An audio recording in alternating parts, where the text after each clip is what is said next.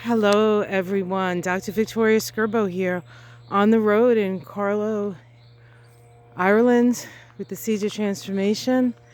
This is your astrology for Saturday, May 27th. The moon is in Virgo today. Virgo is a very detail-oriented moon, and it does make a square to the sun now in Gemini. This is the first quarter crisis in action moon. Taking actions to build foundations on those things that were planted at the new moon. And we had that very powerful new moon in Taurus, trine Pluto and sextile Neptune. So opportunities for transformation. Of course, it was at 29 degrees of Taurus, which is right around the Pleiades. So we had the 7 weeping sisters there, and also connected to Algol, one of the more difficult stars in the heavens. And we can see that people have been having some difficult times, but we've also seen people having some wonderful times. Look at this beautiful garden. I'm here at the venue where my goddaughter is getting married, and it's just absolutely lovely. And I don't remember what those trees are called. I'll have to check that out in my tree thing. These are giant rhododendrons.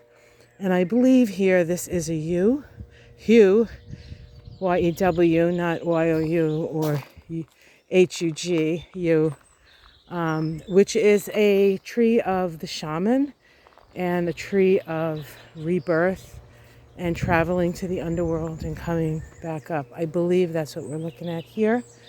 Of course, I'm not as familiar with the trees of this region because it's the first time I've been here. What else is going on today that I wanted to mention? The first quarter square. The moon also, let's see, the moon, I remember now, does make an opposition to Saturn and Pisces. So in general, it's a little bit of a difficult and stressful time, but it is things that you can figure out how to fix relatively.